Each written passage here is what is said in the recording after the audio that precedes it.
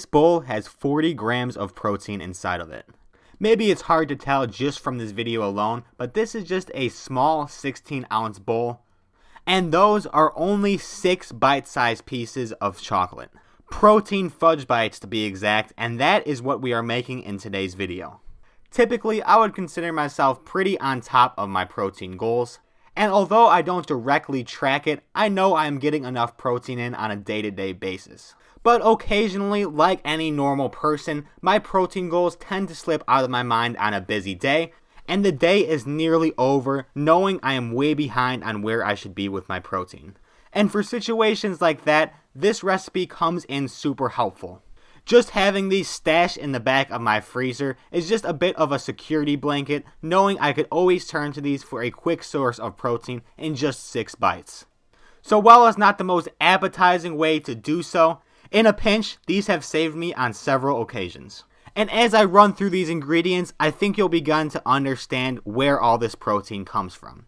Starting off with the first ingredient, the main culprit always, protein powder, and for this recipe, of course, we are rolling with the chocolate flavor. Up next, we got cocoa powder, monk fruit sweetener, powdered peanut butter, pumpkin puree, mine is coming from frozen if you're wondering, salt, and lastly, sugar-free syrup. And on to the recipe portion, you will need a medium-sized mixing bowl as well as a scale, and measuring off my protein powder first, that is going to come in at 48 grams. Pouring in 10 grams of the monk fruit sweetener,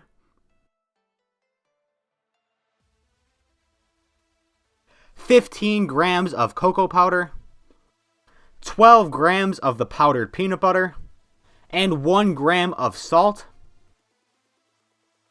And there's only 2 wet ingredients which could barely even be classified as wet. Starting off with the syrup, 24 grams of sugar-free syrup. And lastly, 48 grams of the pumpkin puree. And it's as simple as that. All the ingredients are now ready to be mixed. I got some work ahead of myself with the frozen pumpkin, but if yours is directly out of a can, it should be a lot easier. But what's not going to be easy is mixing this together. And what I mean by that, this batter is going to be thick. It should be painfully thick. So don't get discouraged, just keep mixing and trust the process. And after a long period of time, you should have something that looks like a mixture of cookie dough and concrete. If it looks and feels this way, you know you've mixed it right. And what I do from here is take out a thin sheet of parchment paper and just begin to place these out in small bite-sized balls. And the best way I've found to do this is to just oil up your hands with any cooking spray you got and just go in with your hands, placing them throughout the parchment paper, and when you're done you should have 6 to 8 bite-sized balls. I ended up with 7 pieces myself, and this is what they are looking like before I go ahead and place them in my freezer. And it will take at least 4 hours, if not more, for these to freeze all the way through. And this is what the visual is looking like 1 day after frozen. Maybe it's even hard to tell on video that these were frozen at all, and I guess that's a good sign. Don't expect it to have the texture of a popsicle or ice cream, but it shouldn't be rock hard and you should be able to get through it fairly easily.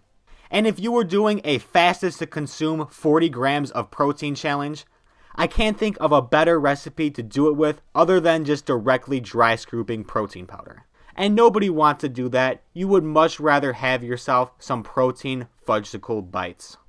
And you already know that they have 40 grams of protein in total, but to give the rest of the macro breakdown, they also have 23 grams of carbs and 5 grams of fat for a total of 300 calories. If you could find a recipe with higher protein for less calories, I'd be willing to delete this video. But you're not going to, so this video is going to stay up.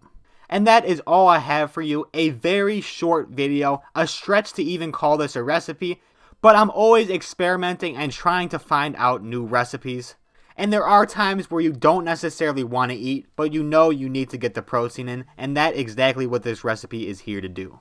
If you did have any questions though, or were confused at all on how to make this, leave a comment down below and I will be sure to help you out down there. If you did find this helpful though, be sure to leave a like and subscribe if you haven't already.